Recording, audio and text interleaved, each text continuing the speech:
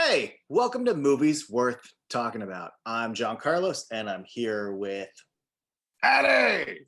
and we're going to talk about, we had 1 through 5 with the number. It was a Nightmare on Elm Street with a number, and then we get to not a number. It's just Freddy's Dead, The final nightmare. Nightmare. The final nightmare. Sorry, Des. And then they made 3 more. So um, I need to start off Yes. by declaring Oh, yeah. how much I legitimately love Rachel Talalay. Yeah. I think Tank Girl is fantastic. She's directed some of the best Doctor Who episodes in the last several years. I mean, it's cool when she shows up and directs like Legends and Supergirl and The Flash, but like there's freedom as a director over at Doctor Who, and she's directed some fantastic stuff. No offense to other shows, but we know that there is like a structure and like this is what the show is, whereas you get to play more with Doctor Who's tone of it.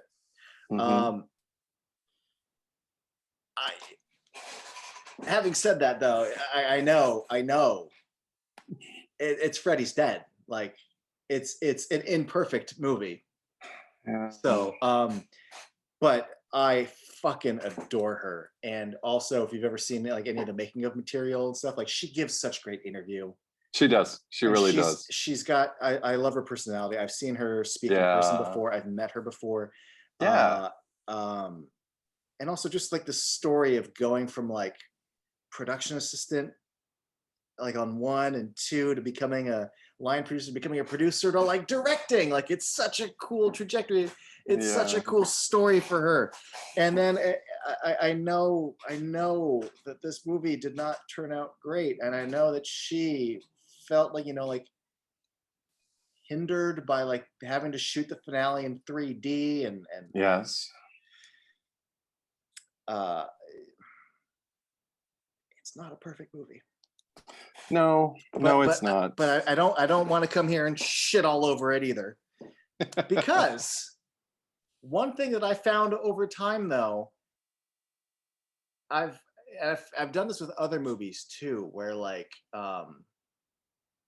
you've always kind of maybe written them off, or you acknowledge that this is quote unquote like a bad movie.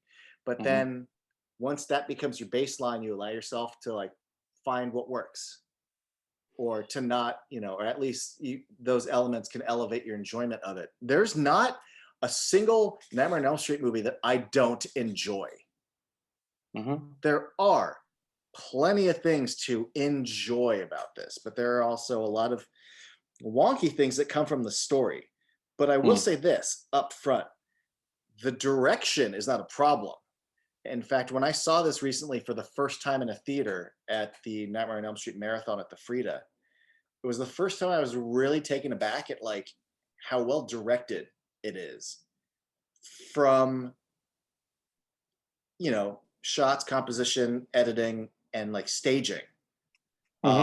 It's a very well directed bad idea. But there's a lot of really confident, smart choices that are made here as far as the direction goes, and a lot of visually compelling staging and imagery that like maybe didn't register for me when I'd watched it at home several times. But I say. But like okay, here it's weird to kind of compare it to this, but I remember seeing 2001: A Space Odyssey, Moulin Rouge, Star Wars, Spider-Man Into the Spider-Verse in a theater. Yeah. And it's just not the same at home. You know what I mean? Certain things are big screen experiences. And concurrently, there's movies that I've watched on video that like I watch in theater and go, oh, I didn't realize this is a big screen experience. And even though this is not a Moulin Rouge or 2001, it actually really did benefit from like, oh, this is quite cinematic. Yeah. That I didn't realize watching it at home my whole life. All that shit, especially like the angles when Carlos And Freddy's Oh. up high and he's down low, and the way the Mhm. needle drops and the camera's like pushing down, like shit's really well Yes. staged in this. For a first time director, she fucking plays around. It's Oh good. yeah. It's really There good. are, and I don't. I love the way you put it, like a A like a bad well-directed bad idea. idea. Yeah.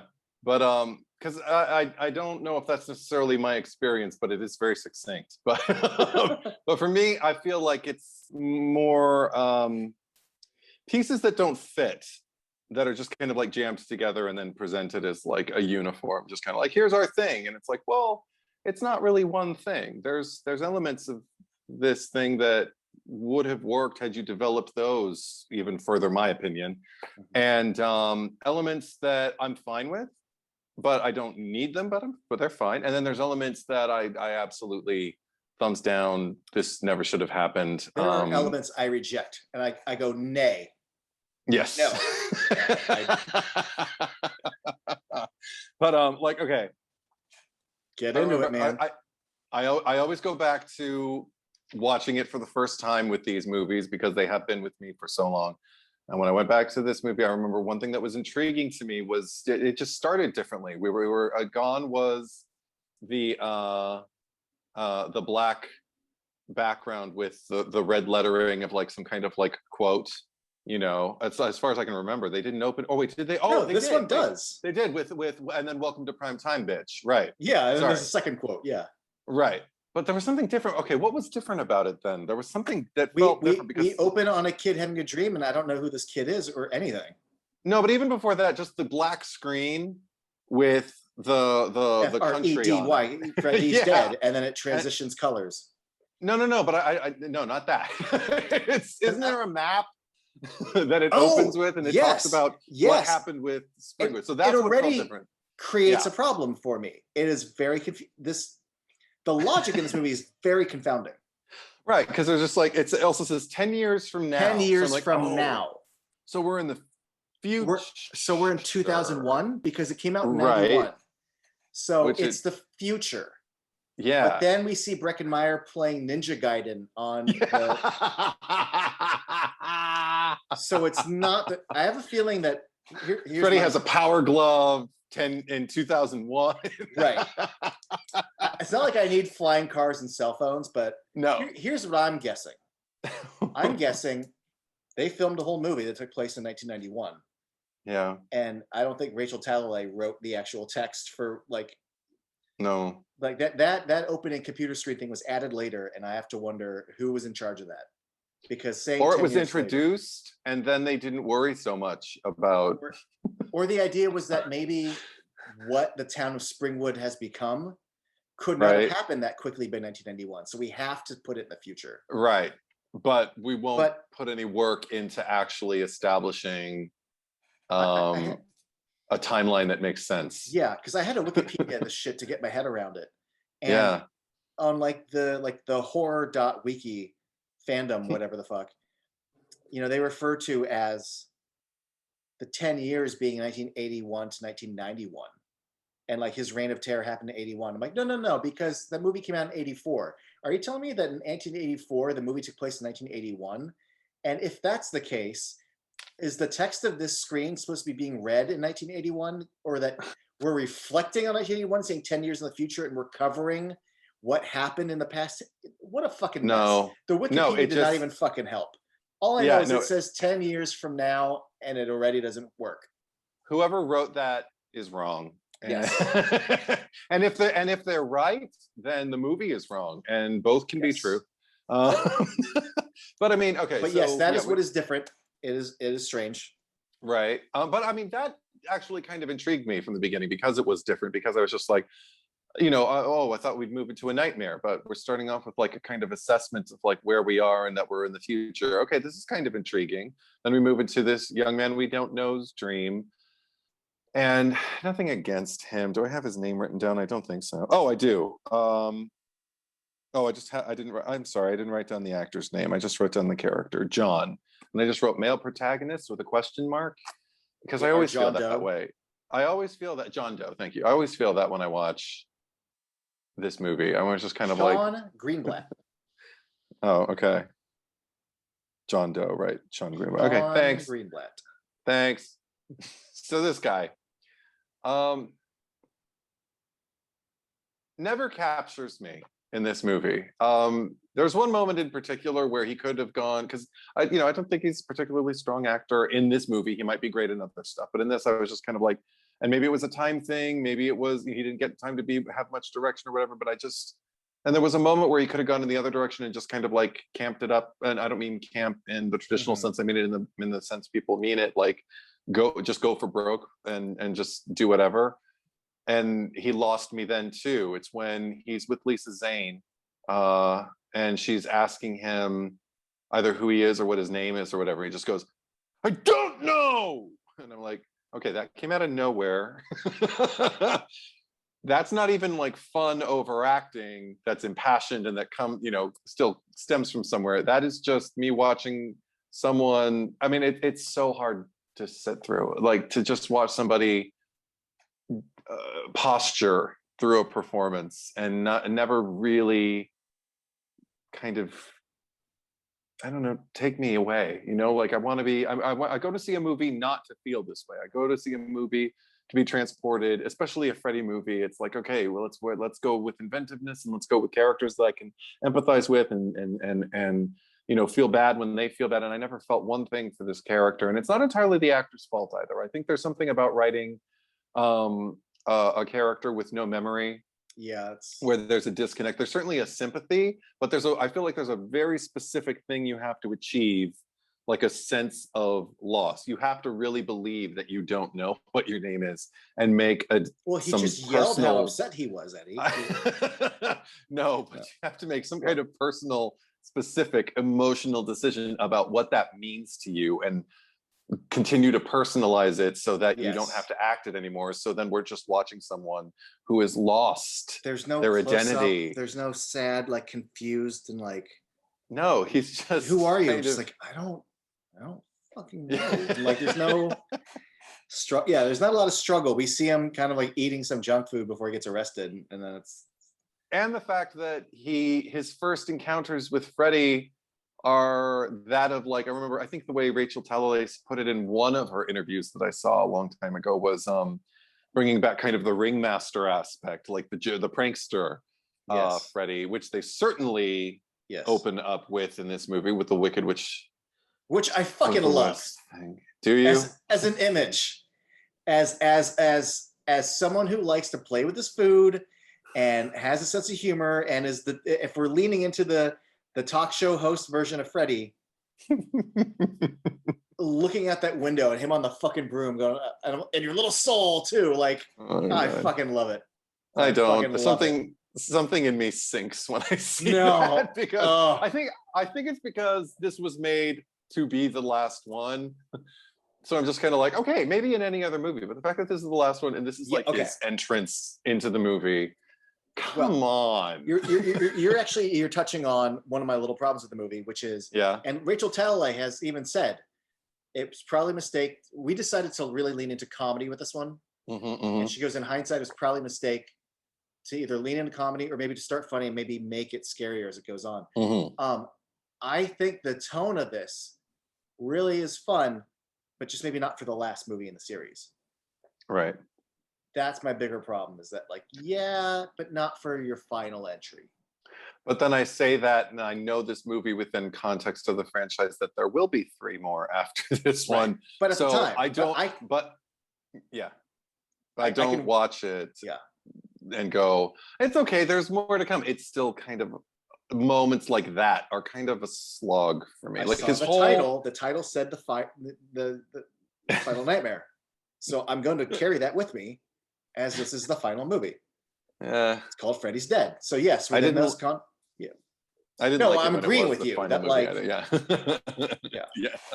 But and then everything about that like opening dream, because also that's when we started. Okay, this is where I couldn't get my head around it. I think it made some kind of sense to me when I was a kid, and when you're a kid, weird things make sense. I wish I could talk to like kid version of me again and just kind of ask him like, okay, what did you think that meant when Freddy reaches outside Springwood and can't leave. And then later, when the bus drives through it and it cracks, and all of a sudden he's, I guess, in the real world. How did you rationalize that when you were a kid? Because I don't remember. It was never one of my favorite installments. So I did watch it plenty, but I never wrote it down. I never really cared to remind myself what I told myself. But it made perfect sense the first time I ever watched this movie. Yeah. See, I didn't watch this movie. I saw it on. I saw the last 5 minutes on TV. Ah. That was the first time I saw it. Was whenever it made its way to television. So I saw him explode with some demons that came out of his face, and she said, "Freddy's dead." And then I went, "Oh, so that's how it ends." Oh, okay. So he had like demons inside of him this whole time. Huh. I didn't watch it for a very, very, very long time.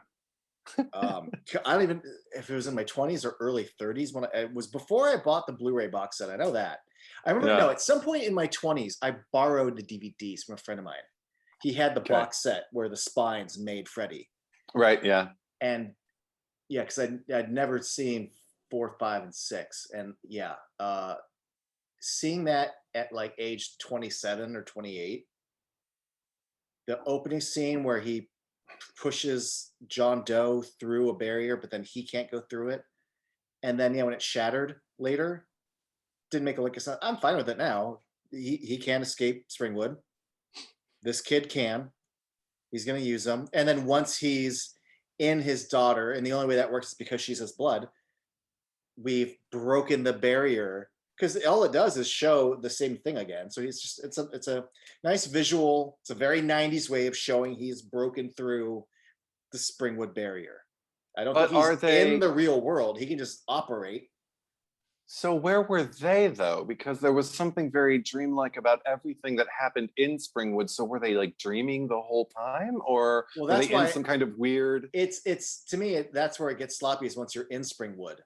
Yeah. The fact that when they are driving around without a map and they keep going in circles, I'm like, well, is Springwood's magical now? Is this like a fantasy city? Is this Pleasantville? Like, what's happening? Right. And I think I thought, and then also when I was a kid, when they go in. And then when they go, well, that's what's confusing for me from the very beginning, is I thought we were in a dream. Yeah. And then he pushes him through a barrier, and now it's the real world and it's sunlight outside. Mm-hmm. I'm like, well, then where was he this whole time? I don't understand the physics at the beginning. I just know that he was asleep and in Springwood, and now he's outside of Springwood and awake. But yeah, my biggest problem about how weird Springwood is inside is that they go stay in this house. We'll spend the night in this house. It's so dope. It's a cool transformation. The way the effects, it's super cool. It just doesn't make any sense because none of them are asleep. Yeah. So why is sleep shit happening when they're not asleep?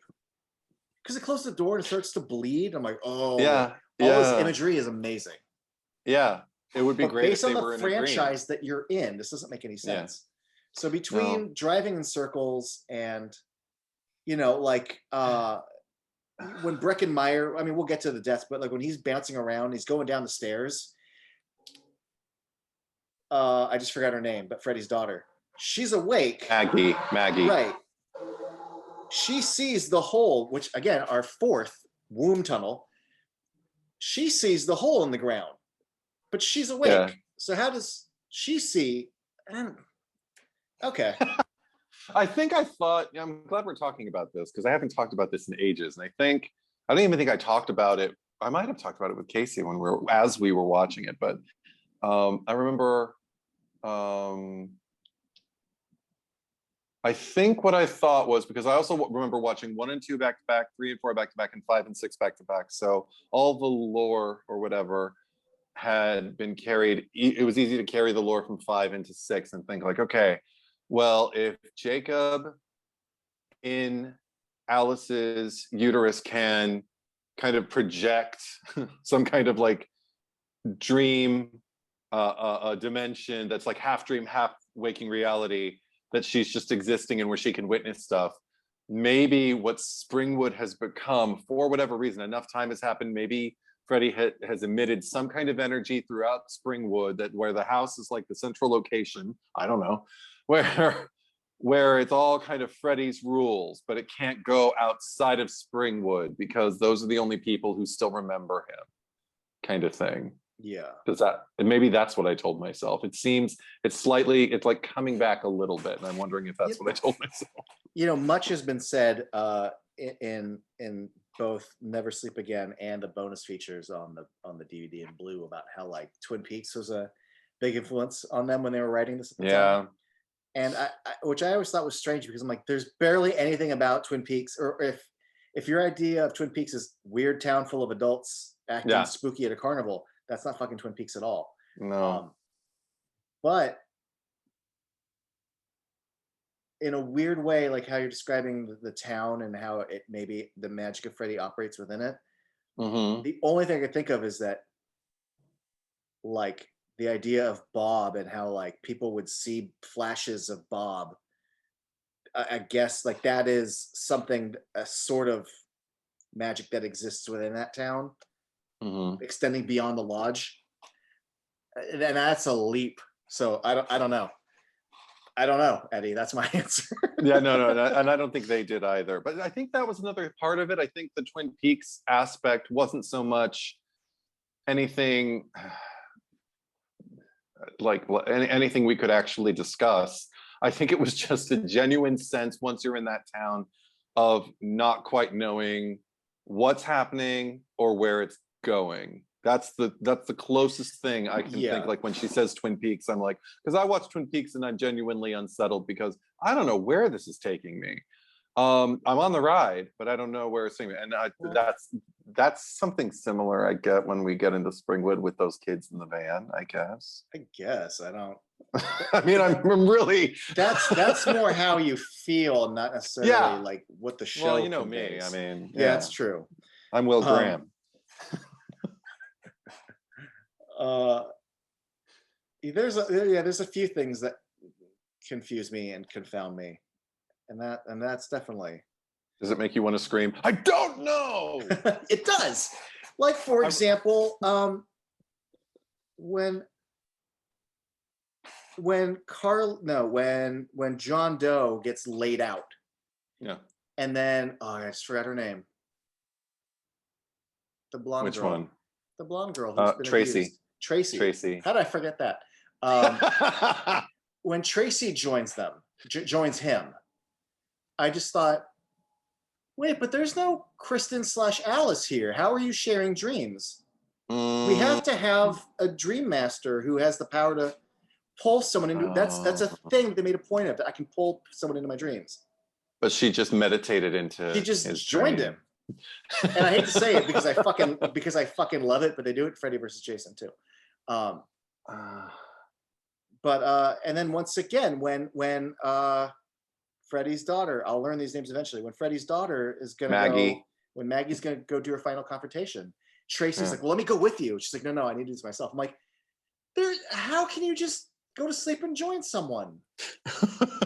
We made a big. We talked about how it's not normal. What a big deal it was that Kristen did this. I can answer it when they're in the Freddy house, because if we're sticking with the theory that like Springwood, Freddy's rules, like anything can be, it doesn't need to be explained. Virtually anything that happens in Springwood is now gets a free pass, because if it's Freddy's rules or if it's some kind of like dimension between dimensions, then like the vestibule of realities, then then whatever. But it doesn't make sense if in the very end, although wait, no, it doesn't make sense in the very end, because they're presumably in the waking life, unless what that crashing doesn't just break the barrier so Freddy can go into beyond the realm of Springwood and go into like just the regular world. But what if it leaks his ability to like play with reality as well as like your own subconscious reality? What if it starts to leak into the real world? I'm really reaching. Right. Well, first of all, I think the movie plays with the like it goes beyond the lore that we've set and kind of breaks Totally. things. Oh my But God. but then also for us to make sense of it, we have to break it even further, like I just watched you do. Yes. At least for some reason in Freddy vs. Jason, I've always been accepting of it. Yeah. It just, especially because when I think of Freddy vs. Jason, I do think of this trilogy of 1, 3, Freddy vs. Jason. And at least with 3, they set up these kids through Kristen joining together. Mm-hmm. So like the idea of sharing a dream is already there, Yeah. even though there's no dream master to make it happen. But I Mm. could just sort of go with it. Like it's a dreamscape. I'll fall asleep next to him and I'll join him, and I just sort of go with it. But for You some can reason, like, meditate your way into but other people's it dreams. really took me for a loop after watching 4 and then 5. Yeah. Because yeah, Yeah. like New Nightmare is like a palate cleanser, and then again 8 with New Nightmare. I mean Freddy vs. Jason. I just sort of whatever, just go with it. Yeah. So yeah, Then we've. so that's confusing, and then Can I say something else that's confusing? yeah, I have go on So much. so much. Well, because one of the things that gets revealed after we meet all of the kids is the whole ancient dream demon angle, Yeah, which I hate. Me too. I mean, again, when I was younger, I was like, okay. I just kind of rolled with it. I didn't think it was a good idea. I remember even as a kid, like watching Robert Englund stand among those flames, and the little heads are going, "You, what do you wish?" He's like, "I want it all," and I'm like, "This is so stupid." I remember. But yeah. Yeah, I saw the ending as a kid, and then I saw more of it later. And so I was a child when I saw that. Even as a child, I went, no, Yeah. just no. And there's something about the whole. I don't know, the fact that it seems so kind of accelerated just for the purposes of like getting it out there. Like, so Dream Demons came and tempted him, and he said he wants it all, so they gave it to him. Whereas, like, there's a way to do it where, okay, they're dream demons. Why are they in waking life? Right? Talking to him, appearing to him like apparitions before he dies. Just kind of like, hey, listen, you're gonna die soon. So, what would you like most? I want it all. But I just, what if he had like asphyxiated from like the fumes before he burned up?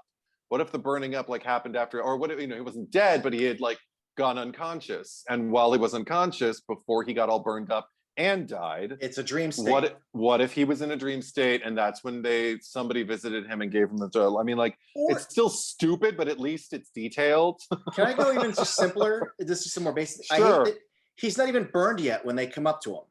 I know. How about he's in agony, and while he's like writhing, they offer him something, and then at least it also like ends his pain, and he like. But no, he's some kind of euphoria, right? If he's some kind of pre-death, post-life euphoria, where he's like in a bridge between worlds, and then that's when they come to him. That would have been cool. That would have been fun. I mean, it wouldn't have been great, but okay, just 1 second. I'm sorry. I have to talk about what might have been, because this is the script that I actually really, really wish they would have made. Is the Peter Jackson? Oh yeah, and the one his collaborator. Well, when you talked about like the dream realm, like the common kind of dream realm where everybody can go to, where they can interact with each other, which, kind of got introduced, but people could bring each other in, but you need a special power. But now maybe people have discovered like, okay, we can go there just cause. And here's my only justification for why it could happen. Okay. Because Yaphet Kotto is like a dream therapist, and she learned the ability through dream therapy. That's the only excuse I'll give it. Because she did talk about how like he taught me how to do it. There's another way, and it's this way. But that's falling asleep. But still, like I'll if that's the thing, I'll give it over to that. All right. Anyway, continue. But the angle that I liked was just people aren't even afraid of Freddy anymore, which was starting to become true. Yes. And so they were just like literally taking tranquilizers and putting themselves to sleep so they could go into this dream realm, because now everybody knows how to do it, just so they can humiliate him and kick his ass and just essentially bully him. And then when he finally, it manages just within the skin of his teeth to kill one of them starts to get a little strength back and then starts to unleash a thing. That whole, I would just that sequence alone, I want to see. It's just like, oh my god, that's so cinematic. Imagine like being in the dream realm, but like Freddy's just like, I would love to see Robert Englund play that. Just be Yeah. meek in a way that isn't like like a glamour, like a like John Saxon coming down from hey princess, it passed over. No, it's not. It's literally like a vulnerable like Freddy, and also maybe he'd look different, maybe he'd sound different. Like there's so many, like maybe they could drain the color out of like the makeup and just make it all really dreary, but not like full black and white like in 5. But something like that. I mean, there's so much inventiveness that could have gone into that. And then where does that story go? Like, what does him getting power back mean? And also, now that everybody knows about him, doesn't he have kind of like free reign? Like that could have been amazing. And it didn't get made. They went with the other pitch, which was Rachel's and Mike DeLuca's, I believe, to do the Twin Peaks thing. Which, okay, I gotta say, the not, I won't call it Twin Peaks anymore because it's not. No, but just the angle with it's not. But the angle with the town, just like the strange town, the childrenless town, the mad people, and the like kind of like not illogical loop that you drive in, the inescapable thing until you got like Freddy piggybacking on you. That's one of the things that I don't love, but I don't hate it. I'm not mad at it. Me too. Yeah, it's just there. No, but here's I don't buy it as the logical next thing for what happens in Springwood. I don't buy it. Sure. On the other hand, it's an interesting idea of the idea of this town with no children and how they fall in. Like it's maybe not necessarily where I wanted to see it go, or maybe see it go further down the road if they weren't ending it. Yeah. Because it doesn't fit from where we just saw Nightmare 5, which again, 10 years in the future allows me to sort of believe this is what happens to Springwood. But since visually it's not 10 years later, it makes no sense to me. Yeah. After 5, that all of a sudden the town is like this. There's a lot about this movie that the things that work or don't work, it doesn't work directly as a sequel to 5. No. So it's a curious idea to do this to Springwood, but I also hate what's happened to Springwood. And also logistically, and I can't help but bring some logic to this idea that, they're holding a carnival and there's no children, but like Roseanne's so excited to see a teenager. Yeah. But the fact that Tom Arnold's like, no, that the kids bring him. But this idea that there's no teens except for the one guy, who, by the way, is like a 40-year-old teenager. Like, I know. Not as an insult to him, but he has such a mature face. Yeah. His hairstyle, the strength of his jaw, the kind of brow and eye, like he looks like a little 40-year-old boy. In the script, that was supposed to be like telling, like it's scripted that he's supposed to look like that because it's supposed to make him look kind of world weary and it doesn't look world weary though. He just doesn't read that. He just looks like a 40-year-old man. Yeah. Except for except for it's the I don't know scene where he's across from Maggie, where I see that they're the same height, and it's the only time where I look at his like young man build. I'm like, oh yeah, you are young though. Yeah. But his Anyway, so I forget what the fuck was I talking about. Free me, you idiot! I'm your fucking memory. That's what you want to say. No, but I got on the subject about the town. We were talking about the town, and you were talking about Roseanne and Tom, and this idea that the town has no more teenagers left, but this other city that they go to, you see a sign that says Springwood 2 miles. Mm-hmm. You're telling me that like people don't just drive in, like it seems like it's the town that time forgot, Yeah. But people drive through other cities and towns and stop and get gas, and like I just don't buy it. No. In 1991 or in 2001, if they'd set up that this Ohio city was separate and far away, but this movie sets up that the next city over that we're in is only 2 miles away. That's nothing. Um, I I don't get how that town operates and how these adults No. function. It's too mythical. This needs to be like set like out in a like a desert town if that's what you're trying to achieve. Yeah, it makes me, I mean, because there are aspects of it that I tend to favor more than others, but like I said, there are aspects. It's not the overall idea. What I like, I mean, the two exchanges I think they have that I'm the most fond of watching is just when I think it's when both Maggie and John Doe go into the school and get the Freddy 101. Oh, And I have to talk about that.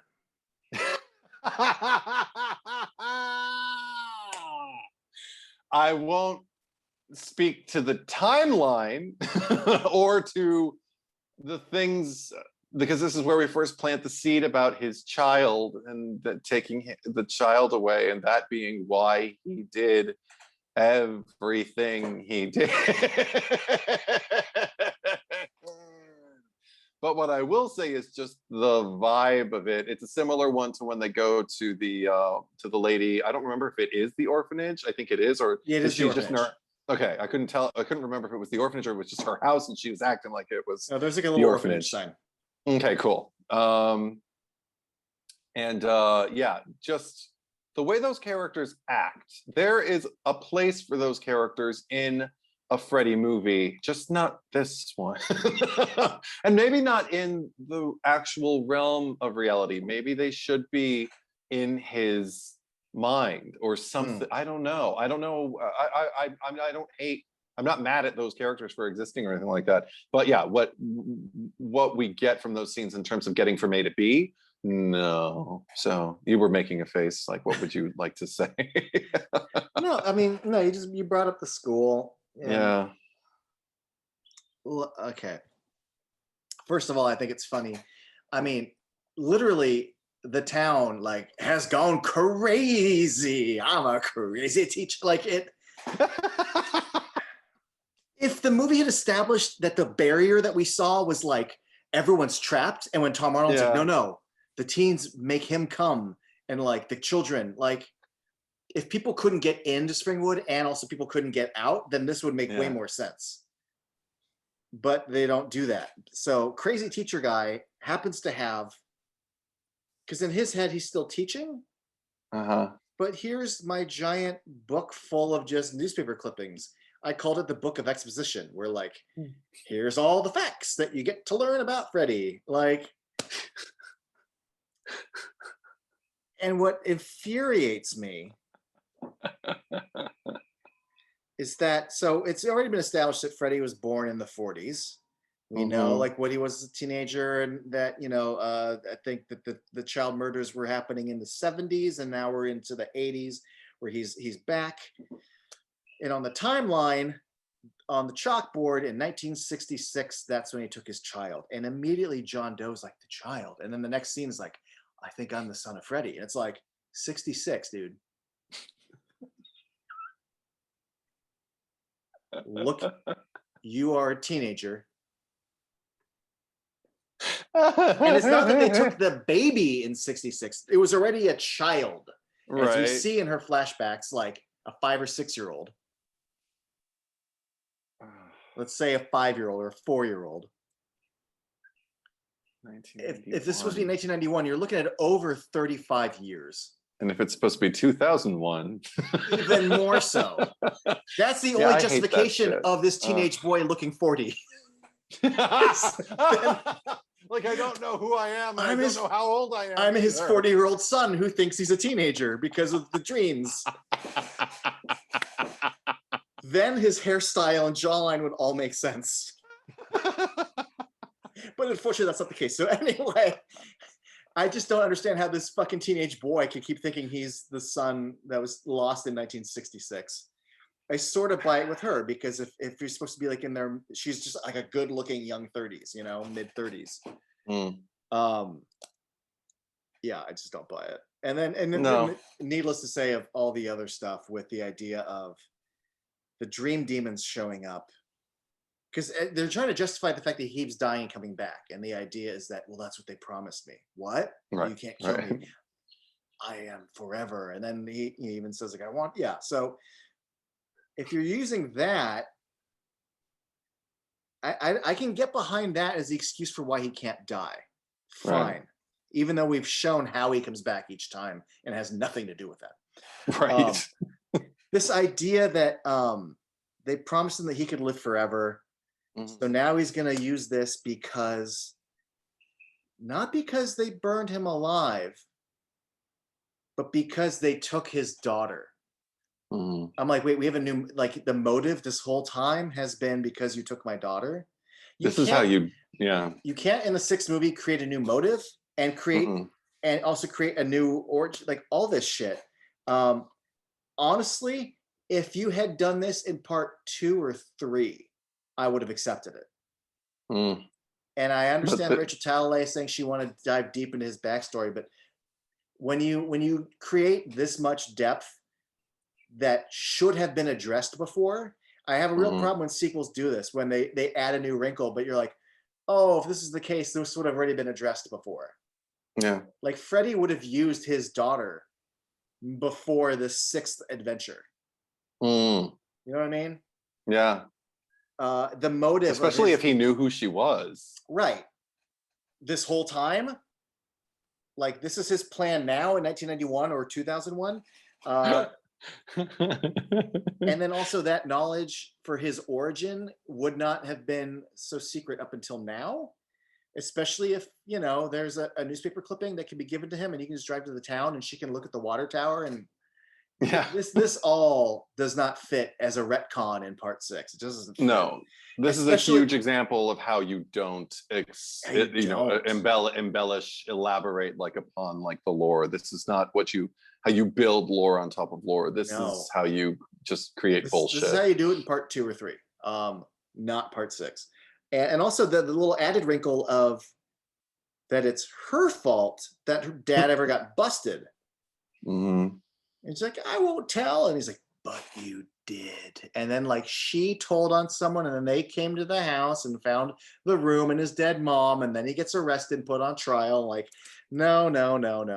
I feel like that also, if that's the case, there'd have been any of the newspaper clippings that all the other heroes have researched in the past would have mentioned his daughter.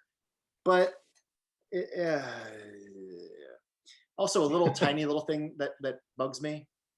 Okay. That I didn't notice until this viewing. Granted, I already know the twist, but I feel, and I didn't catch it before, so I guess it's my fault because I'm accusing myself. I'm accusing something of being obvious, but if that's the case, then why didn't I fucking notice this before? So I'm hypocrite. But when he's got the newspaper clipping, and then she has met him and has this newspaper clipping, she reads it, she looks at the water tower, she goes to bed, and the newspaper clipping, the Freddy's wife comes out of it when she has her dream. And in her dream, she sees the water tower. It feels like if the twist is he's not Freddy's son, she's Freddy's daughter, the fact that the wife comes up out of the thing when she's having a dream already tells you that like, oh, well, that's your mom.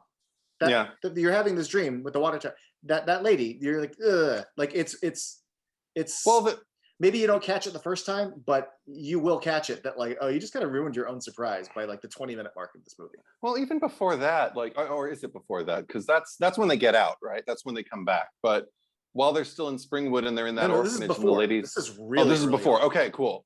Because what happens also this is that why she recognizes the water tower when she gets to Springwood. Okay. But yeah, so when we get to Springwood, even just something in her performance, in her face, like when the woman's just kind of like remembering her and everything, there's something very like caught. Yes. Very kind of like I know what you're talking about. Stop accusing me. Like I'm trying to suppress this shit in her performance that I don't know. Again, they didn't do like there's also a way to tell this, to create Maggie as a character that I can sympathize with and that I can root for and that I can get on board with, kind of like this franchise has given me up until this point. But they didn't do that because she's just kind of boldly denying things over and over, going, Freddy is dead and whatever. I don't know. I can't get on her side until it's way too late when she's actually fighting him, and by then it's just way too late. So she's another one who doesn't, and that's one thing. The whole thing with John and Maggie when they separate from the group, pretty much everything about them and that transpires between them.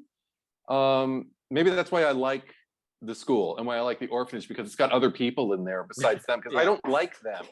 But I do like Tracy, Carlos, and I like Spencer. I don't like it. I don't like his death, and I think he could be more interesting. But he's fine. But my favorites are Carlos and Tracy. And I like Doc. I like is it Yaphet? I've always heard it as Yaphet Kotto, but then I was watching Robert Englund talk about him, and he said Yaphet Kotto. Yeah, that was the first time I've ever heard it too. Yeah. So I guess it's Kotto. He knows him. I will say, I'm going to keep calling him Yaphet Kotto. Okay. Just because that's what I'm used to. It's two T's though, so I'm thinking maybe it is Kotto. Maybe, but we lost him very recently, and I mean, that to me is such a big get for this movie. I'm like, holy shit! Yes. Fuck the Johnny Depp cameo. Like, you got Yaphet Kotto to be in this fucking movie? That's right. Impressive. No, yeah. And he brings it. I mean, he's like, he's not in the movie enough. Like, he brings too much gravitas to be such a kind of, like, I forget that he's in the movie until I revisit it. And I mean, I don't forget now, but I mean, but I used to. For a long time, I'd go back and be like, oh yeah, I really like you in this role. I forget that you're here because nothing really happens to you. You're there to kind of like feed some information to Lisa Zane so she can go, to Maggie, so she can go fight him in the finale, but you don't really do anything. I mean, you barely get your own nightmare with Freddy. And yeah, I could have had more. That's a shame, because I feel like there's oddly enough, I mean, this isn't one of the larger casts out of the franchise, but oddly enough, I feel like there's too many people at the center of this movie. I feel like just focus on the kids. The kids are strong, and all we need is Doc to be there helping them. It doesn't mean Maggie shouldn't be there, but don't take out the daughter. We don't need it. I wrote down the line, they took you away from me, but I made them pay. And I just wrote, this adds an unusual layer of humanity that doesn't suit the franchise. And I said unusual because it's not really humanity. It's just kind of like, well, it's tribalism. It's like, well, you're my thing. You're part of my unit. and they took you away from me. But so I made them pay. But the reason they took you away from me was because I was taking children away from other parents. So you fucking so my argument isn't even, it's not even like a rational argument. It's like, there are ways to appeal to her that you don't need to start talking like this, like, you saw how mean they were to me at school. All I wanted to be good. That's all I ever want. I mean, that is unfitting of Freddy too. Well, I don't mean it at all. No, I was honestly kind of fine with it, just because I know he's full of shit. But it's so full of shit. Like, there are. Well, here's the thing: if he was fighting like a Kristen or a Nancy, someone who's been on a longer journey with him, but like he's trying it out on this, he's trying to pull on the heartstrings of a daughter that she's only barely known of him for like a day or two. I like it better when she puts on the glove and then he just kind of like, or she's about to, and just like, put it on, and I'm like, oh shit, this is. See, that's more interesting. Yes. Like it's a little bit more in alignment, because it gives me echoes of like Jesse with the kill for me and all that stuff. Yeah. It's like, he doesn't care who's doing the damage as long as the damage is being done and he gets to watch, Yeah. He's a dirty fucking cuck is what he is. He's a dirty fucking cuck. But because that's another thing. Doc is basically there to either impart information or to have it explained to him, because in his Freddy nightmare, Freddy basically explains his whole origin story to Doc, who he does not know, who is not a child, who he is not trying to kill. Right. And why? Because there's no more teenagers, and he's not in Springwood, and there's an Elm Street in every city, and it's different now. I don't fucking know. It's just so sloppy. And It's really he upsetting. not only killed Carlos, and he erased them from the memories of all the adults. All three of them. He erased Spencer, Right. John Doe, and Carlos from the memories of everybody in waking life. Yeah. Because he left Why Springwood? and how? Is it because he rode the energy of his daughter? So now daughter energy? It said energy. I mean, it'd be gross, Eddie. I could be gross. No, please. Yeah. No. I'm good. I won't good. because I'm not committing that to YouTube. But I and YouTube, thank you. But between journeying via the magic of his bloodline or breaking the barrier, you can hand wave away that he now has. And I call bullshit on that. I do too. Shenanigans, big time. I also just, I forgot to mention this when we were talking about the classroom. I also call bullshit on any classroom that has an in memoriam. Oh. It's a classroom. What, Eddie, in all your years of going to school, was there an in memoriam? All year long. Yeah, it's a thing for them to look at and be like, oh, there's an awful lot of dead teenagers in these 10 years. Oh, it's because it's that whole room is exposition 101. It is. It really is. Can I tell you a few things I like? Because I feel and then I'll tell you things I like too. Yeah. They might be the same things. Yes. Well, I'll give you a little one first, and then I want to go into the big one. Okay. The little thing I like that when Freddy's listing off the things they did to him, he cuts off his fingers and green blood comes out. It's a nice little callback. I appreciate that. My single favorite thing about this movie, it legitimately has one of my favorite kills ever, and that's the whole Carlos sequence.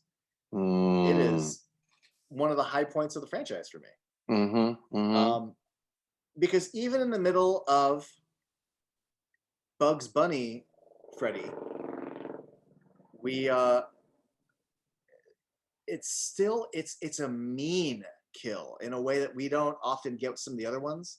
Like, yeah, you're afraid of bugs, I'm gonna turn you into a bug. Yeah, you have to watch your weight because you're gonna be a model, I'm gonna feed you. Right. Like, to really toy with this kid who's got a hearing problem, between the sticking the thing in his ear and the way that he screams and he cuts off his ear and then he can't hear and he's toying with it, he can't hear, and then to give it his hearing back, but it's super worse. It's just, and it's a 1 punch, it's a 2 punch, it's a 3 punch, the needles, the head explode, and all of it comes from a place of bullying. It's mean. It's the meanest I've seen Freddy in a while. Yeah. It really, and also the actor who plays Carlos sells the fuck out of it. Ricky Dean Logan is awesome. Yeah. It goes on for a while. It's a real sequence. It's very well shot. Also, when we started with 3, we're making all the death scenes feel like events. This doesn't really have like Chef Freddy or like a lot of like busts and visual. Like, it's still just him fucking with someone. Yeah, it's so effective. The closest we get to like a cartoony aspect, I think, is when he stretches the chalkboard and with his but I love it. Here's the other thing, though. I love it. Yeah, it works for me. Go ahead. I'll finish this up and then you can throw it. But when I watched it at the Frida, never seen this with a theater, an audience full of people before. But when Carlos is walking through like this piping and Freddy's just like, jumping, fucking killed. It was great. Because I've never got to enjoy people laughing with that moment. But because Robert Englund's hilarious in it. The way he's just jumping around and yelling. I know, then, it's so mean. Yeah. And then his fucking face where he's like,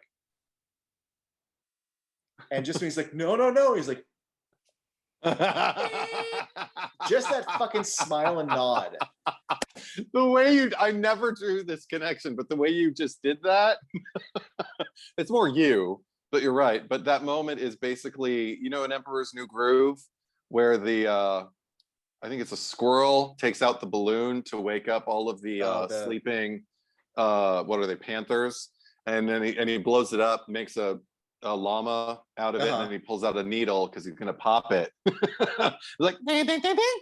And he's like, no. And he's just like, that was your face just now. Sorry, derailed. but back to the dream. No, or the nightmare rather. But- No, yeah. Yeah, Carlos. With it, Your thoughts? Carlos. Okay. Can we also just say like, okay, because also, yeah, I really like. He's another one of those actors who, like, the second he's on screen, I'm just like, oh, I know I like you. You know, like, even when he takes off his his hearing aid, you know, when they're playing around and everything like that. And all those three actors got along really, really well too. Breckenmeyer and Ricky Dean Logan and Leslie Dean, which is cool. Like, they stayed in touch and shit. Like, good for them. But so by the time we get into his, because I remember the second he took, because I remember by this point Casey and I were like well versed in, you know, enough of the franchise that, like, when we see something that somebody's thing, you know, we'll just, like, Freddy would exploit that. And so the second he takes it off and we realize he's deaf, I'm just like, oh no, right? What is he gonna do? So then when we get there, this is another thing that really bothers me about that nightmare sequence in an incredibly effective way, is the fact that Freddy's also playing on the trauma of, I'm guessing, what made him deaf. Because, I mean, he's in that home for a reason. And he's talking to his mom, and she's like, I'll have to clean your ears. He's like, no, Mom, no, don't clean my ears. And I'm like, oh my God, this already happened. Like, this. He mentioned mouthing off to his parents, like that, like he paid the price for, like, mouthing off. Right, so right. The second I see his mom in the hall, I'm like, oh God. I know. And I know that actress too. She's good. But so then she's just like, so then also, okay, I don't have an ear thing per se, but the second people start talking about, like, I mean, here I'm touching them. The second people start talking about, like, things like going in your ears that shouldn't be there.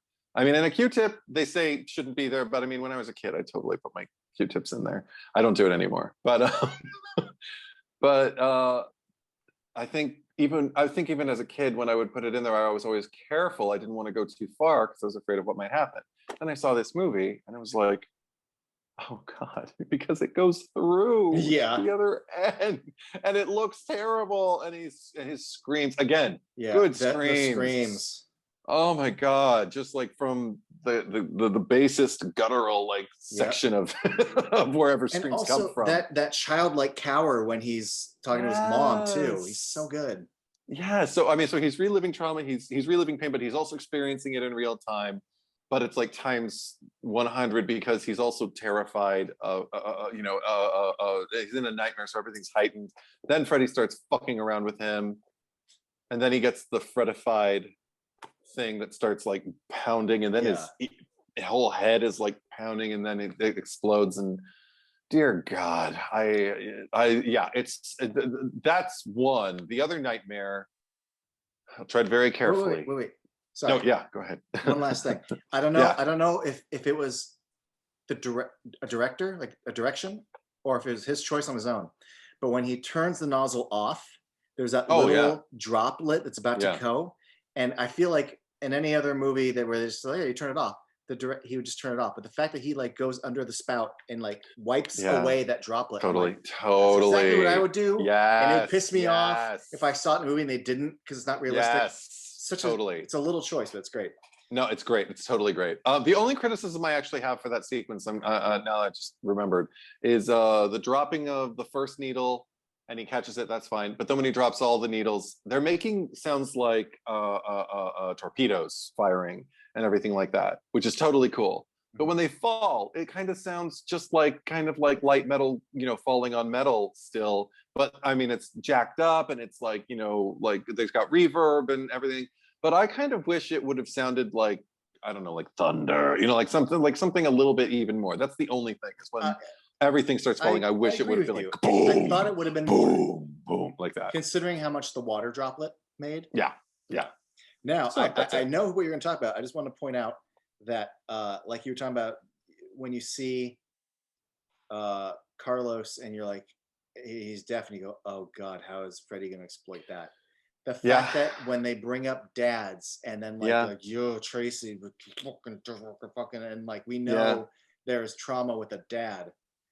Yeah. Holy shit, when this movie actually goes there. Yeah, and the way it's planted too, the fact that he's just like, what, you don't see your old man anymore? She's like, yeah, every time I close my eyes. I'm like, oh. Okay, enough said. I've got it. And then, okay, and this is also where we get into, it's so odd to like these things because I really like her a lot. Yeah. I actually, for a long time, I've wished she was the final girl, because not only because like Leslie Dean is like a really, really good actress, but and I just love watching her in action, but also the fact that like this character, there's something about watching a character who's a victim of abuse already move into like fisticuffs against Freddy that would give such an incredible finality. If we can't have Alice or anybody who came before, we're having somebody new, get us somebody who's already been there, who has their own baggage. So it's not just about Freddy, but it's about like, you know, fighting something in themselves or struggling, you know, with something. And it's like, oh God, it was, she's another one who I see in this movie. I'm just like, why aren't you the center of this movie? Why aren't you the person I get to follow? Because all this John Doe shit, I just don't connect with. Her, I connect with like that. And then when she finally gets into her nightmare, dear God, talk about reliving trauma and talk about bullying and talk about, yeah, just like, this is like also probably like we're talking about in Carlos's nightmare, the meanest we've seen Freddy. Then he doubles down and gets even meaner and more personal, and more invasive. Which you know, who watching that sequence, who would have thought you could get more invasive, but you can. And the dad and everything he says is disgusting. And then the fact that she's even inside the nightmare, knowing it's a nightmare, she starts to become a victim to it and talk to him like he's her father, and then just fights. And then after she's like hitting him over and over and over again, just starts telling herself, she goes back to herself and just starts telling herself, you're dead, you know, you're dead. And I can't say enough about it. I mean, it almost feels cheap to talk about it, because it's just like, just watch it and you'll understand why it's such an evocative sequence and why it belongs in any one of these movies. And it's one of the reasons why I'm really, really glad this movie exists, because at least I get to see, even though it's so unpleasant to watch, it really is. There's something about it that just feels so tonally on point. Well, here's why I can get on board, because whenever that scene starts, I've seen this and 5 the least amount of times. Like I revisit 1 through 4 and New Nightmare, Freddy vs. Jason a lot, and I revisit these occasionally.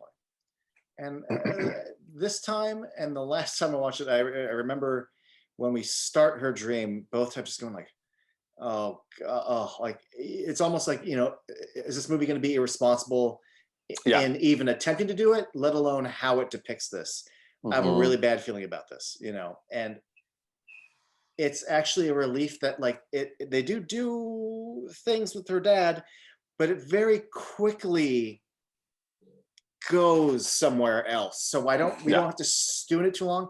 They don't they don't give themselves the opportunity to misstep, which I think is really smart. Yeah, me too. They still address it. Tracy still gets to perform like what she needs to.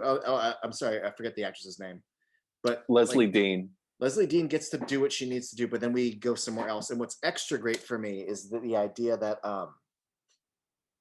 you know, she beats the shit out of her father, and it's kind of like how the Dream Warriors had to learn that they have a strength in their dream, and you just need to like find it. But she wasn't coached by anyone. She just fucking did it. Yeah. Which is what also makes me really like her. It makes me like, I'm with you. Like she should have been the lead. The fact that she found that strength without being coached by like a dream coach. Awesome. Dear God. We even see that earlier when she's in the like the boiler room with Carlos. She instantly like does this flip. Like she's like we see her, you know, like working out. We know this is her thing, but she brings that strength into the dreams and immediately goes with it. Yeah. And that really makes me like her. Yeah, me too. And also, I just wanted, even when she asks at this point in the movie when it's hopeless, when she asks Maggie, you know, to let her come with her, I'm just like, yeah, right, me too. Oh, because that's another thing that pisses me off. I'm like, have you seen what she does in dreams? Like, that's another thing, because that's another thing that pisses me off. I need to do this alone. Yeah, no, but also like in movies where like there's a person of authority and they've got younger people in their stead or their care or their charge, whatever you want to call it. And they feel the need to protect them, which is understandable. That's cool. But then they have to go do something dangerous and like, no, I'm not going to put you in the line of fire. It's like, okay, I understand that point of view. That said, you can't put that line in the mouth of a character who's already witnessed this child being put in peril over and over and over again before and survived. Actually, you're cheating this child of an opportunity, not just to help you, but to prove something to themselves and to prove that they can overcome it. And to also to let an informed party stand alongside you and do we want to win or not? That's what Right. you know. Instead, it just becomes like self-righteous. That's another reason I don't like Maggie. I don't feel like she was written mindfully. So I can't really fault Lisa Zane in her performance because I really don't think there was much there.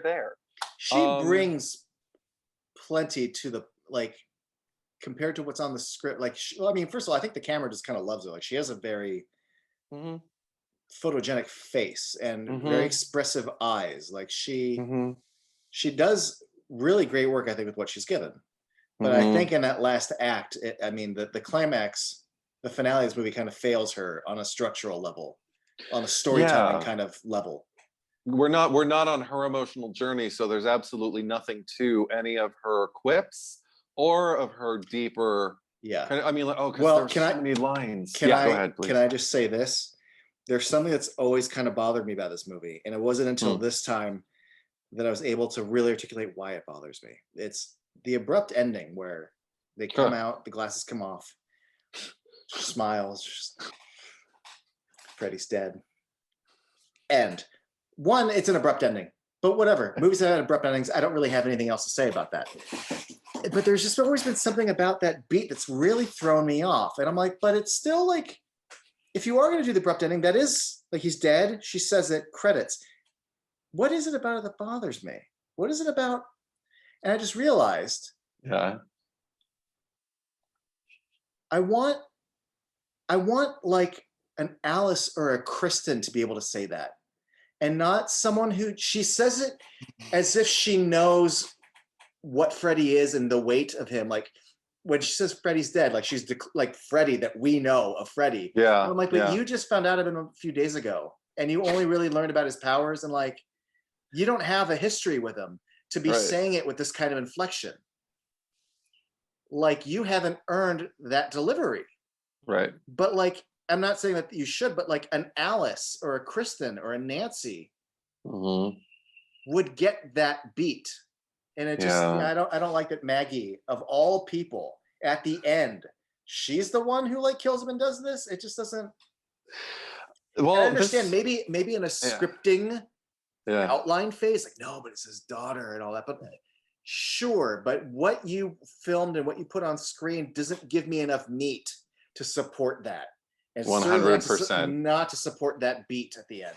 Absolutely. Another thing that bothers me about it is because I don't think it's just about like proximity or like the amount of time that we spend with her or anything like that. Because, like I said, I wanted Tracy to be the main protagonist, because if she would have said something like that, it would have meant something. It would have been like, not only have I overcome Freddy, but I've overcome like my own trauma, and you know what? I've put all of that, you know, like to bed in a way that has like a kind of finality. I don't know if it would have been Freddy's dead, also, but like a final line. Give it to somebody who's been through some shit. But he fucks with Tracy more in the movie. Yeah. Like maybe they could argue, well, Maggie feels betrayed or something because like her life and her lie and her dad. I'm like, no, but Freddy fucks with Tracy more than he fucks with Maggie. Yeah. I would buy Tracy saying that line more within this 9-minute movie. Yeah. Totally. But also, may as well just call it like it is, or tell it like it is. The death is underwhelming, especially compared to deaths that we've seen in previous installments. It's like, oh, this is the thing that kills him? I mentioned after everything he's been through, this is it? 3 felt like a satisfying death. Yeah. And even compared to the fucking souls. Yeah, in 4, pulling out and holding, he gets a pipe bomb in his chest. Doesn't she kiss him? Doesn't she say Happy Father's Day? I wish the movie even had cut to a calendar earlier so that line made sense. Like, the fuck is she even talking about? Happy Father's Day? Like, what? No, but they have so much, at that point, they have so much shit that comes out of her mouth that I don't like. Like when she's holding it, like, oh, daddy, we haven't held hands in such a long time. I didn't like it then either. And I'm like, what is going on? And also, not to be too logically, but once she gets on top, she spends so much time on top of him without like, it's just like, he's just gonna lay there and take it while she takes his hand. Like, what is she, like 100 pounds, 90 pounds? Just, and then like, a lot goes on where like, he needs to throw her at some point. I don't know. It's very weirdly staged. Well, because also, I mean, even if there were more to the choreography, you know, of the fight, it still doesn't have enough behind it to have a kind of finality. It doesn't like, have the journey. Yeah. And we know that it's possible to introduce a new character and have them and root for them and feel kind of like, okay, you get it, you grasp it. We saw it with Alice. We Alice saw it in with Kristen. 4. We saw, yeah, totally. Oh my God, by the end of 4, Alice knows her shit. So by the time we're in 5, Alice is, she's finished the book. She's handed it to us. It's time for us to read and do our research. And she's giving us clip notes like over our shoulder while we're reading. But no, yeah, there's a way to do it. And there was so much potential in like a good percentage of the film. I won't say half, but a good percentage of the film. And the rest of it, I'm just like, why would you even, why didn't you at some point kind of see, okay, this is incongruous and it doesn't work. I don't feel anything when she's throwing knives and ninja stars at Freddy and getting the upper hand on him. There isn't enough to support it. I mean, anything, I even feel, well, we talked about how like Tracy would have been like a better, even, you know, to have her on your side to bring her, even when you're doing, you see her when they're loading up weapons. Yeah. Start sneaking some knives. I'm thinking, oh, she's going to fuck some shit up, or at least there'll be a moment. But at the very least, when it becomes a cage match between Freddy and Maggie, she has the smarts to like lift up this thing and just start throwing knives. Like, I'm still going to fucking help. Yeah. She's still like is useful. Yeah. She gives the pipe bomb. I've got 2 more things. I mean, there's so much to talk about with to unpack with this finale, but I don't know if we have the I don't know if I have the wherewithal. But the 2 things that I wrote down are lines of dialogue that just there's one before when she wakes up, before they realize where he is and everything. But it's she wakes up and the glasses are off, but she holds her hand up. She's like, wait, I'm still seeing things the way I did in my dream. It's not over. And I'm like, again, what does that mean? Like you, so you didn't wake up the same way Nancy didn't wake up in the end of the first nightmare. So it's all a nightmare. So if you kill him, are you really killing him? Because if you're still in the dream, he said it, your dream, but it's my rules. So I woke up and I'm still seeing things in my dream. So are you in the dream now too? Or did I wake up because I carry the Springwood essence with me? And now it's just emanating. Yeah, I didn't think about that because I've always been confused that she goes to sleep. Like, I don't know where to start. We need to tell the audience to put on the glasses without saying put on 3D glasses. So yes. These can be what you need them to put them on. They'll protect you. I don't understand. No. But also he can fuck with you, so make sure you get in his head too. She's like, isn't that what I'm okay, whatever. So she puts them on. And I love watching her just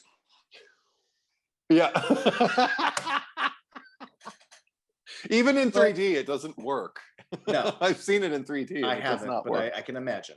I would love to see this in 3D. Oh my God. Oh, it was in 3D in the box set, the old DVD box. The old DVD, but not the Blu-ray. Glasses. No, not the blue, unfortunately. No, which is bullshit. It's a superior format, so why don't you include the 3D glasses and I could see it in 1080p? Because it does. Because let me tell you why. It doesn't make a difference. It saves nothing. I just want to see it once. I know. No, so we wait. She holds on to Freddy, and as we saw earlier in the movie, when like they show them fading out of a dream, so they fade out of the dream. Like you said, she comes back. We know that the finale is still filmed in 3D. She goes, no. it still feels like it does in my dream. And I remember thinking, this isn't reality. This is a dream. Haha. Sorry. I got you, movie. Mhm. We're doing the Nightmare on Elm Street 1 thing, aren't we? Got it. And then he dies and she doesn't wake up. Mhm. If anything, her glasses come off and it's not like it was in the dream anymore. So it was real, Yeah. but also it was dreamy brought into reality. I don't know. I don't I understand. don't know. I don't get it. Other than, like you just said, maybe it has something to do with the Springwood magic or the fact that like he's got a new power because he's got the bloodline. I don't know. What's weird too is that it's real. So like she's like he's like he's like, oh, and he was just like, I forgot how much it sucks being human. But 2 Right. minutes earlier, he was crawling on the ceiling. Yeah. So even then, I'm like, was it a dream or is it not? Or does he have dream powers? I don't fucking understand what's happening at the end of this movie. I don't. Yeah. And I don't like the end. I don't like the logic of the ending. I don't like that he can crawl, but then he could still get hurt. And is really Freddy dies because she's throwing ninja stars at him and puts a pipe bomb in his chest? Like that was the ending. Tell you what, holy water and the cross is a way better way to kill him off than ninja stars and a pipe bomb. there wasn't even a cross in the room. But the fact that I have one more exchange between the two of them that I wrote it down because it's a moment that makes me, I'm already slumped in my chair, at this point, and I'm kind of rolling my eyes, just waiting for it to get over with at this point. Because I like to see things through to completion, but I don't want to just stop the movie. It's not going to get any better, but I'll see it through to the end. But it's when they're fighting and they're face to face with each other, and she's got the glove, and he's just like, "Give Daddy the glove back, princess." And she just gets in his face because it's like a tug of war. It's like he leans in, and then she leans into him, and I guess it's supposed to be a bold moment for her. But it's like, "Give Daddy the glove back," and she goes, "Never." And it's the most kind of like little girl non-empowering, like stupid. I can't, there are no more words. It's just so unsatisfying. I'm like, this is what we waited 6 movies to get to. Yeah. To watch his little girl get in his face and go, "Nyeh." But she literally says it like that. I wrote down N-I-V-I-R, never. And it's just so stingy, and I don't know. I don't like it. It doesn't bespeak the kind of like, poise or gravitas I want from my leading lady. I agree. Never. Also, for at the time, the final outing, I'm fine with like yuckity yuck Freddy, Mm-hmm. but not for the final film. No. And I remember being very aware, not so much, there are other parts, like obviously if they're going for cartoon, if they're going for humor, I mean, he literally, the dude's falling and he's got the fucking Roger Rabbit pull the fucking parachute thing. Yeah. And then Freddy like Bugs Bunny's the spikes out onto the street, and the chalkboard. But something about when he's in every Nightmare on Elm Street movie, I'm always fascinated by how little screen time he has. And sometimes there's slightly more. I become a little aware of it, usually towards the climax of it. But in this one, when Spencer's whole video game sequence, there's so much Freddy. Like we cut to so much medium and close-ups that it's the most I feel like the franchise has ever just had him hanging out and talking and doing stuff. Yeah. And I know we'll get to it later, but I've always thought that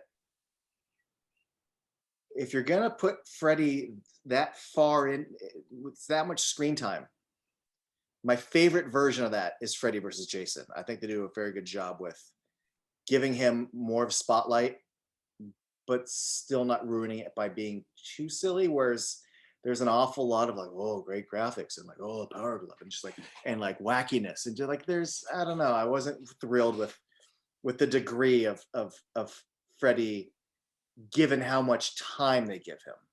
Yeah. But I will say, I have a few tiny little notes, really quickly, just very tiny notes. I love that now when the house shows up, I'm like, every fucking movie in this franchise has the house. Even in this movie, when like, I remember watching it the first time when they decide to stay in this house for the night. I'm like, why aren't they staying in the fucking Thompson house? This is stupid. Yeah. And then it transforms into the Thompson house. I'm like, oh, thank God. Mm-hmm. Because you need to. And I love that when it transforms, it has the stupid tricycle in front of it. It always has the red tricycle. It's a part of it. Yeah. A little thing that I appreciate about this movie, I think it's the first movie to have an actual Elm Street sign, where like we cut to the kids and we see the Elm Street sign. Because the first movie, it's always been a thing where like Nightmare on Elm Street, but they never even say Elm Street. You hear about the last of the Elm Street kids. Yeah. The 6th movie is the first time we actually see the sign. It's funny to me. And then my last thing, I meant to mention this earlier. They do this in 5 too. I love when there's an initial dream and not just like, oh, I'm taking a test. Oh, I'm dead. Like it's one dream and I'm dead. I love in 5 they do it, and I love that in this one. I love that Carlos is falling asleep in the van, and it's just the map thing. It's weird. It's eerie because like you can't explain it, and it's kind of unsettling. And then it's like you're fucked, and he wakes up, and I'm like, oh, that's great. And I like the joke. I think it works at the end where it's like, where's the map? Well, the map says we're fucked. I love that moment. It's great. It's great. So there you go. I'll end on a high note. I do like the map dream. I won't. There's one more thing that I am surprised. I think I noticed before, but it never really hit me so much in terms of just like production. I was just kind of like, why did this happen? Just in the name of continuity. I don't know if it's supposed to be an idealized world we're living in her flashbacks, Maggie's flashbacks as a little girl. And that's why everything might be in lighter shades than the rest of the movie. Right. But everything is, including hair color. The little girl has like this chestnut, hair. And it's not like hair doesn't change like when you get older or that you can't dye it or something. Right. But I don't know. I just thought like, wouldn't it have been easier just to find like, a little girl? Because the girl, it's not like the little girl's a good performer. Maybe she was the only one who could cry on cue. Dye her hair, put a wig on her, do something, or get Lisa Zane to change her hair. Figure it out. Because even when she's in the little dress and she's got her little pigtails, she doesn't look like the little girl. There is no resemblance, and there doesn't need to be like a strong one. But even down to hair color, it's just like she's got this raven hair, and the little girl's got this little chestnutty hair, and I'm just like, it's not okay, whatever. And then even you can even tell the way it sits, like it's not the same hair, it's not the same kind of. It grows differently. They're both just different people. I noticed the Maggie hair thing, but I was also really thrown off by the fact that Freddy as a child has like kind of light brown hair. Robert Englund, like adult Freddy, has like light brown hair, and then just cartoonish ginger hair as a teenager. Yeah. I was going to bring that up too. But, actually, if you look at it, it's a little bit more like the teenage hair when he's a boy, although it's got more of a rust. No, it's a kind of like a bronzy rust color, but even then, I'm just like, okay, but because I actually, when I look at Robert Englund in those flashbacks, I rewound a few times. I just to look, because also you don't get a lot of his hair, you get a lot of his face and shit. Yeah. But whenever we got his hair, I was like, it looks like Robert Englund's blonde hair. It does. Like maybe like right down here, it looks a little darker, but maybe that's just shadow. But it looks like Robert Englund's just natural hair. So Freddy. So what is with the continuity? We're hiring children who don't look like the people they're supposed to grow up to be, and then even having a teenage version of him with red hair. Is it just because he's supposed to look more demonic, and people think people with red hair are more demonic, even if Robert Englund doesn't have red hair at all and never did? I don't. I mean, the hair throws me off, but it's not as drastic. I've seen far worse. I feel like both Harry Potter and Batman '89 have bad castings with the wrong eye colors for the younger. Right. So like that really throws me off more than, again, I can justify that Maggie dyes her hair black when she's an adult. I can't justify But why then- Jack Napier's eyes change color. Right, or Bruce Wayne's. Oh, that's true. His little boy has big sad brown eyes, and then Michael Keaton's beautiful blue peepers. But aside from that, I mean, I guess I'll just like rub it because I don't really have anything else specific to say. Otherwise, it's just gonna be me bitching. But I think you said something interesting. I think a couple pods ago about not, like despising like any chapter, and I don't despise this one. Like I still argue that this chapter I would take over watching the weakest of the Halloween franchise or the weakest of the Friday the 13th franchise, what I feel are the weakest, because those are the weakest of those two franchises for me. Those installments are damn near and unwatchable. This isn't unwatchable. This is just kind of a slog sometimes to get through. Right. But other than that, there's inventive stuff behind it. And like I said, there's a mix. It's like there's stuff I really, really like, there's stuff I'm indifferent to, and then there's stuff I really don't like. And There that's is interesting. fun At to least be that's had. interesting. Yeah, at least that's interesting too. I know anytime I throw this on, like I do know there is fun to be had. Sure. Yeah. Sure. I agree. I don't know if I've ever been in the mood for the fun.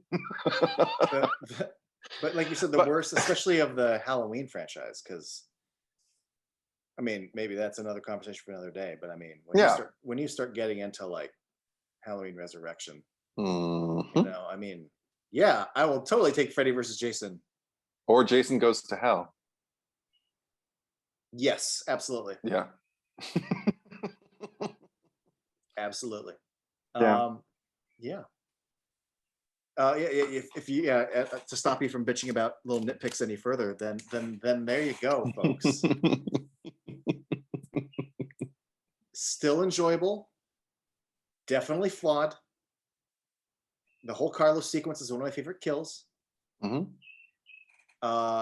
And I still will always love Rachel Talalay, and it hurts to a certain degree to even have this whole podcast recording because I adore her. I adore her.